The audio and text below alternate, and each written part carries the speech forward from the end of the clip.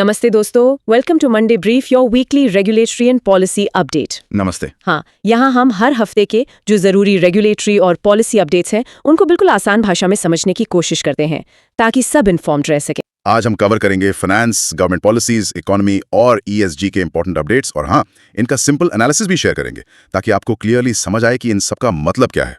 तो सबसे पहले शेयर बाजार।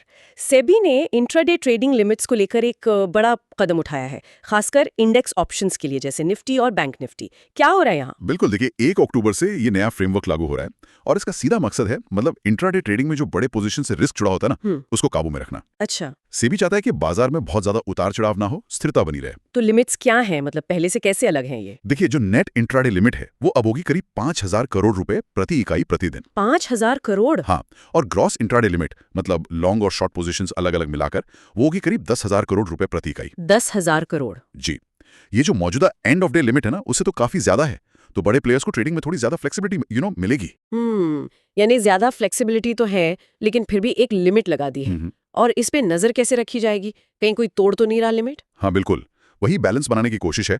स्टॉक एक्सचेंज क्या करेंगे कि दिन में कम से कम 4 बार रैंडम स्नैपशॉट लेंगे पोजीशंस के। ओके। और एक स्नैपशॉट तो जरूर लेंगे दोपहर 2:45 से 3:30 के बीच, जब मार्केट काफी एक्टिव होता है। सही। अगर कोई लिमिट क्रॉस करता पाया गया तो एक्सचेंज पूछताछ करेगा, स्पष्टीकरण मांगेगा और मामला सेबी तक भी जा सकता है। अच्छा। और एक और बात ध्यान देने वाली है, दिसंबर से मतलब 6 दिसंबर 2025 से एक्सपायरी के दिनों में अगर लिमिट तोड़ी तो पेनल्टी या एडिशनल डिपॉजिट भी लग सकता है।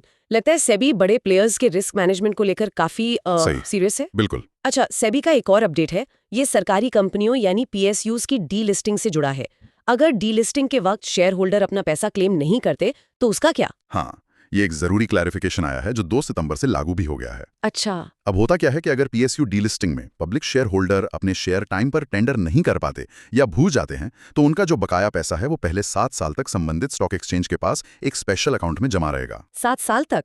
और अगर 7 साल बाद भी किसी ने क्लेम नहीं किया तो? तब वो पैसा कंपनीज एक्ट के तहत बने investor education and protection fund यानी आईईपीएफ में ट्रांसफर कर दिया जाएगा। आईईपीएफ में? हाँ, और अगर मान लीजिए किसी कानूनी या प्रक्रियात्मक बाधा की वजह से आईईपीएफ में ट्रांसफर करना मुमकिन ना हो तो फिर वो पैसा सेबी के अपने investor protection and education fund मतलब आईपीएफ में जाएगा। अच्छा।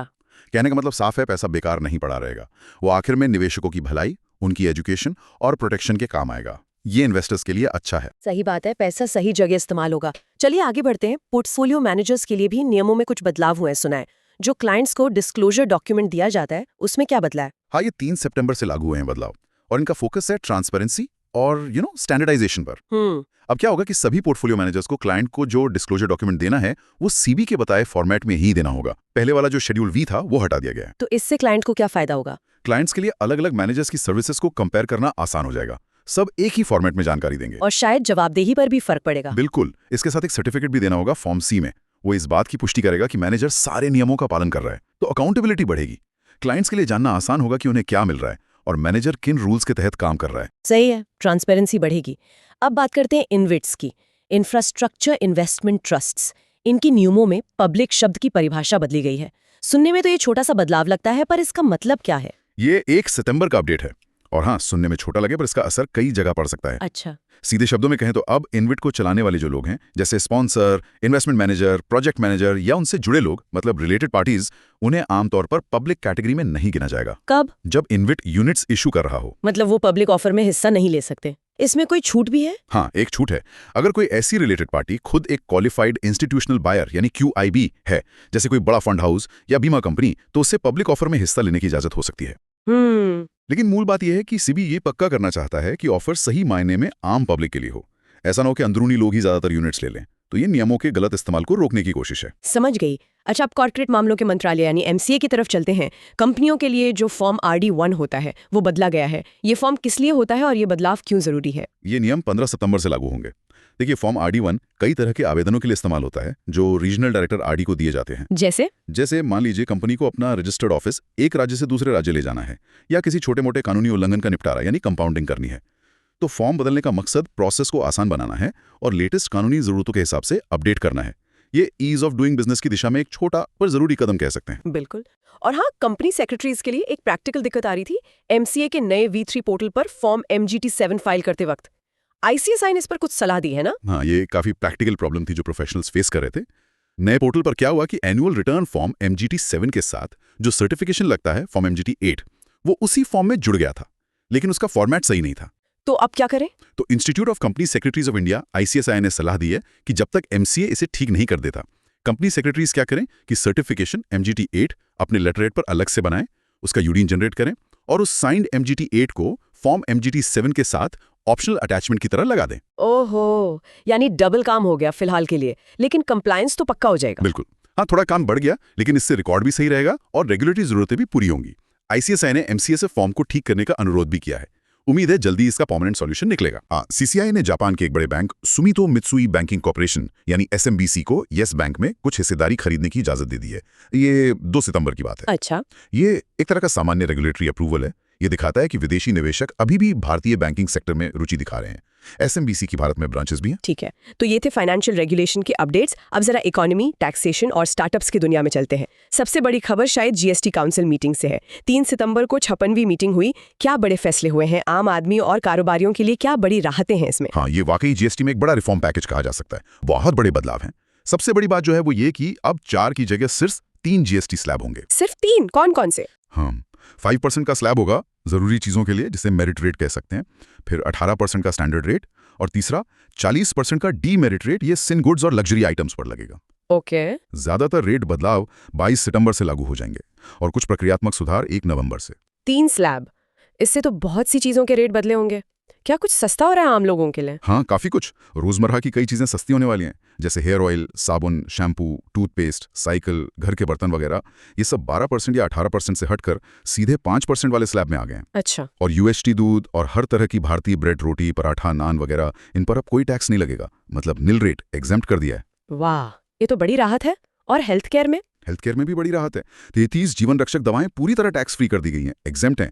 और कई दूसरी जरूरी दवाएं, मेडिकल डिवाइसेस, ऑक्सीजन कॉन्सेंट्रेटर वगैरह, इन पर रेट 12% से घटाकर 5% कर दिया गया है। ये तो आम लोगों के लिए वाकई अच्छी खबर है। बिजनेस और इंडस्ट्री के लिहाज से भी कुछ है इसमें? बिल्कुल है। कृषि से जुड़े आइटम्स जैसे tractor, diesel engine, sprinkler system, इन पर 5% रेट होगा। रिन्यूएबल एनर्जी डिवाइसेस जैसे सोलर पैनल, विंड टर्बाइन पर भी 5%। ऑटोमोबाइल सेक्टर में देखें तो छोटी कारों पर रेट घटाकर 18% किया गया है। पहले कितना था? पहले ये 28% प्लस सेस वाले ब्रैकेट में आती थी, तो काफी कमी आई है। कंज्यूमर ड्यूरेबल्स जैसे AC, टीवी, डिशवॉशर, ये सब 28% से हटकर 18% पर आ गए हैं। AC, TV सस्ते होंगे? हाँ, और एक बहुत बड़ा कदम जो इंडस्ट्री मांग रही थी, सीमेंट पर GST 28% से घटाकर 18% कर दिया गया है। अरे वाह, सीमेंट 18% पर? जी, इससे कंस्ट्रक्शन कॉस्ट कम होगी और इंफ्रास्ट्रक्चर सेक्टर को सीधा बूस्ट मिलेगा। ये बहुत बड़ा फैसला है। ये तो वाकई बहुत बड़ा फैसला है। और सर्विसेज में कुछ बदलाव? हाँ, सर्विसेज में भी हैं। लाइफ इंश्योरेंस और हेल्थ इंश्योरेंस प्रीमियम को टैक्स फ्री कर दिया गया है, मतलब एग्जेम्प्ट। अच्छा। तो जिम, सैलून जैसी वेलनेस सर्विसेज पर रेट 18% से घटाकर 5% कर दिया गया है। तो रेट्स में तो काफी उथल-पुथल हुई है। क्या कंप्लायंस के मोर्चे पर भी कुछ आसानी हुई है कारोबारियों के लिए? हाँ, प्रक्रियात्मक सुधार भी काफी अहम है। देखिए, लंबे समय से जिसका इंतजार था, GST एपेलेट ट्रिब्यूनल यानी GSTAT, जहां GST से जुड़े विवादों की अपील सुनी जाएगी, वो जल्द ही काम करना शुरू कर देगा। उम्मीद है दिसंबर 2025 से सुनवाई भी शुरू हो जाए। अच्छा, GST आ रहा है। हाँ, इससे मुकदमे में बाजी कम होगी। फिर रिफंड प्रोसेस को आसान बनाया जा रहा है, खासकर एक्सपोर्टर्स के लिए। 1 नवंबर से जीरो रेटेड सप्लाई पर 90% रिफंड ऑटोमेटिक प्रोविजनल बेसिस पर मिल जाएगा। और रजिस्ट्रेशन प्रोसेस भी आसान और तेज होगा। रिस्क बेस्ड सिंप्लीफाइड रजिस्ट्रेशन होगा। 3 दिन में ऑटो अप्रूवल की बात है। छोटे ई-कॉमर्स सप्लायर्स के लिए भी इसे आसान बनाया जा रहा है। अच्छा, GST के बाद अब स्टार्टअप इकोसिस्टम की बात करते हैं। एग्रीकल्चर और फूड सेक्टर के स्टार्टअप्स के लिए APDTA ने भारतीय नाम की एक पहल शुरू की है। जी, BHARATI का पूरा नाम है Bharat hub for agritech, resilience, advancement and incubation for export enablement. लंबा नाम है। हाँ, काफी लंबा है। इसे APDA यानी agricultural and process food products export development authority ने 3 सितंबर को लॉन्च किया है। और इसका मकसद क्या है? इसका मकसद है 100 एग्री फूड स्टार्टअप्स को चुनकर उन्हें सपोर्ट करना, उन्हें इंक्यूबेट करना, अच्छा, ताकि वो नए नए इनोवेशंस ला सकें और भारत का जो एग्रीकल्चर और प्रोसेस्ड फूड का एक्सपोर्ट है उसे बढ़ाने में मदद कर सकें। सरकार का लक्ष्य है 2030 तक इस एक्सपोर्ट को $50 बिलियन तक पहुंचाना। तो ये आत्मनिर्भर भारत और स्टार्टअप इंडिया विजन को आगे बढ़ाने की एक कोशिश है। एग्रीटेक पर काफी फोकस है। बिल्कुल, बहुत अच्छी पहल है एग्रीकल्चर सेक्टर के लिए। अब चलते हैं एनवायरनमेंट, सस्टेनेबिलिटी और ESG यानी एनवायरमेंटल सोशल गवर्नेंस की तरफ। माइक्रोसॉफ्ट और बॉश के कुछ उदाहरण हैं हमारे पास। बिल्कुल, और ये दिखाता है कि ESG पर फोकस सिर्फ नियमों तक सीमित नहीं है, बल्कि कंपनियां इसे अब सीरियसली अपना रही हैं। जैसे माइक्रोसॉफ्ट का उदाहरण लें। हाँ। उन्होंने बताया कि 2024 में हार्डवेयर रिसाइकलिंग से 1400 मीट्रिक टन ई-वेस्ट रोका। एआई का इस्तेमाल करके अपने 9 कैंपसेस में 400 मीटर टन से ज्यादा खाने की बर्बादी बचाई। अरे वाह, एआई से फूड वेस्टेज रोका। हाँ, और कंस्ट्रक्शन वेस्ट को हटाने का उनका रेट 85% से ज्यादा रहा, जो उनके 2030 के लक्ष्य 75% से भी बेहतर है। वो प्रकृति प्रेरित डिजाइन पर भी काम कर रहे हैं। और बॉश, उनके क्या लक्ष्य हैं इस दिशा में? बॉश भी European sustainability reporting standards CS, DSRS अपना रहा है। उनके लक्ष्य भी काफी महत्वाकांक्षी हैं। जैसे अपने ऑपरेशन यानी स्कोप 1 और 2 में कार्बन न्यूट्रल होना, 2030 तक पूरी वैल्यू चेन यानी स्कोप 3 का उत्सर्जन 30% घटाना 2018 के लेवल से, 2030 तक 1.7 टेरावाट ऊर्जा बचाना, रिन्यूएबल एनर्जी बढ़ाना, और जहां पानी की कमी है उन इलाकों में 2025 तक पानी का इस्तेमाल 25% कम करना। तो ये उदाहरण दिखाते हैं कि बड़ी ग्लोबल कंपनियां सस्टेनेबिलिटी को अब अपने बिजनेस स्ट्रेटेजी का अहम हिस्सा मान रही हैं। ये सिर्फ गुडविल के लिए नहीं है, बल्कि लॉन्ग टर्म सर्वाइवल के लिए जरूरी है। बिल्कुल सही कहा। चलिए अब लेबर और सोशल वेलफेयर सेक्शन में चलते हैं। एम्प्लॉयर्स के लिए ESIC यानी एम्प्लॉयज स्टेट इंश्योरेंस कॉर्पोरेशन से जुड़ी एक राहत की खबर है। एक एमनेस्टी स्कीम 2025 आई है। ये स्कीम क्या है? हाँ, ESIC ने ये स्कीम लॉन्च की है और अब इसके बारे में जागरूकता फैलाने के लिए आउटरीच एक्टिविटीज भी शुरू कर दी हैं। ये असल में एक वन टाइम डिस्प्यूट रेजोल्यूशन पहल है। मतलब पुराने विवादों को निपटाने का मौका। बिल्कुल। ये स्कीम 1 अक्टूबर 2025 से शुरू होकर अगले साल 30 सितंबर 2026 तक, मतलब पूरे 1 साल तक चलेगी। इसका मकसद क्या है और एम्प्लॉयर्स को क्या फायदा होगा इससे? देखिए, ESI के आंकड़ों के हिसाब से 31 मार्च 2025 तक उनके करीब 27,000 केस कोर्ट में पेंडिंग थे। तो पहला मकसद तो इन मुकदमों का बोझ कम करना है। 27,000 केस? हाँ, और दूसरा मकसद है ESI एक्ट का कंप्लायंस बेहतर करना।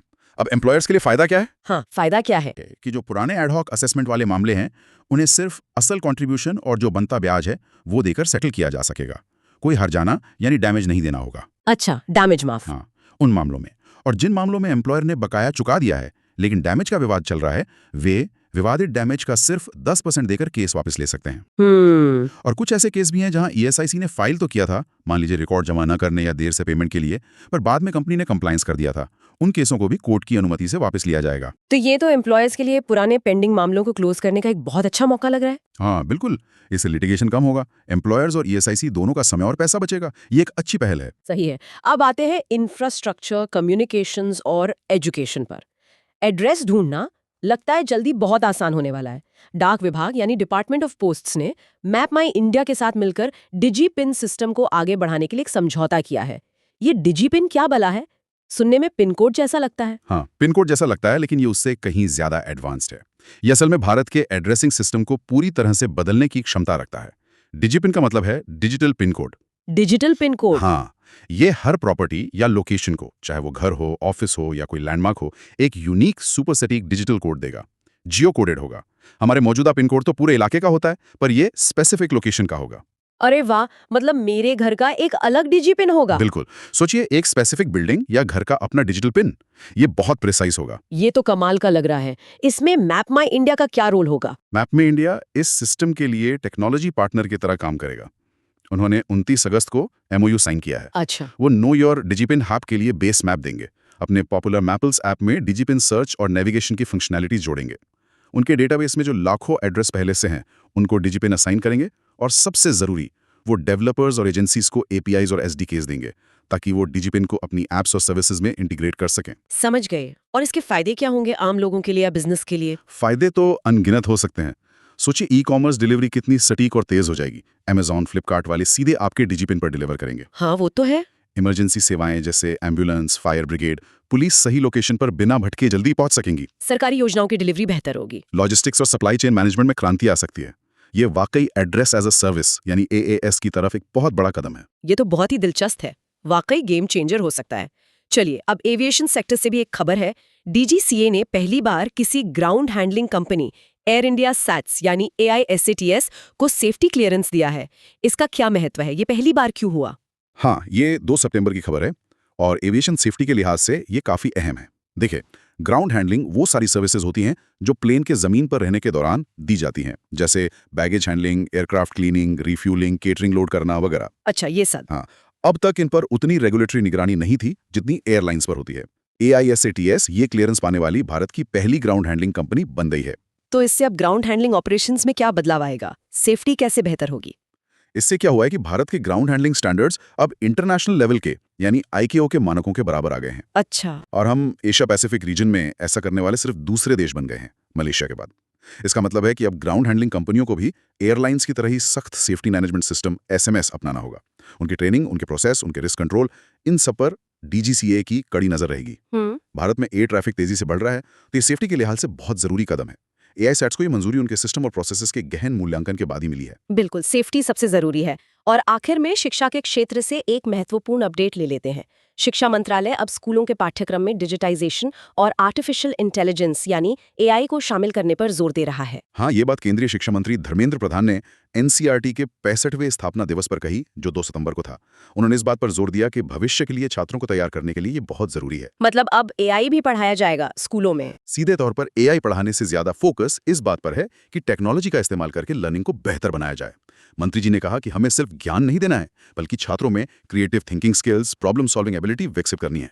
और इसमें टेक्नोलॉजी, खासकर AI, एक बड़ा रोल निभा सकती है। अच्छा, क्या इस दिशा में कोई नई पहल भी शुरू हुई है? जी हाँ, बिल्कुल। इसी मौके पर PM ई-विद्या मोबाइल ऐप और दीक्षा 2.0 प्लेटफॉर्म लॉन्च किए गए। दीक्षा 2.0 ये क्या है? दीक्षा तो पहले से ही एक बड़ा डिजिटल लर्निंग प्लेटफॉर्म है। दीक्षा 2.0 इसका अपग्रेडेड वर्जन है। ये मल्टी डिवाइस कंपैटिबल है। इसमें बेहतर स्ट्रक्चर्ड लेसन्स हैं, एडेप्टिव असेसमेंट है, मतलब छात्र की जरूरत के हिसाब से टेस्ट। और हाँ, इसमें AI बेस्ड टूल्स भी हैं। AI टूल्स जैसे रीड अलाउड फंक्शन है, जो टेक्स्ट को पढ़कर सुनाएगा, और 12 भारतीय भाषाओं में टेक्स्ट ट्रांसलेशन की सुविधा भी है। वाह! तो मकसद है लर्निंग को ज्यादा इंटरैक्टिव बनाना, ज्यादा एक्सेसिबल बनाना और ज्यादा असरदार बनाना, और साथ ही बहुभाषावाद, मल्टीलिंगुअलिज्म को भी बढ़ावा देना। ये सब नेशनल एजुकेशन पॉलिसी के लक्ष्यों के अनुरूप हैं और 2047 तक समृद्ध भारत के निर्माण में मदद करेगा। बहुत बढ़िया। तो ये थे इस हफ्ते के कुछ बड़े रेगुलेटरी और पॉलिसी अपडेट्स। ये था इस हफ्ते का मंडे ब्रीफ। देखने के लिए शुक्रिया। अगले सोमवार फिर मिलेंगे कुछ और जरूरी अपडेट्स के साथ। जाते जाते इन्फॉर्म्ड रहने के लिए इस अपडेट को लाइक, शेयर और चैनल को सब्सक्राइब करना ना भूलें। धन्यवाद।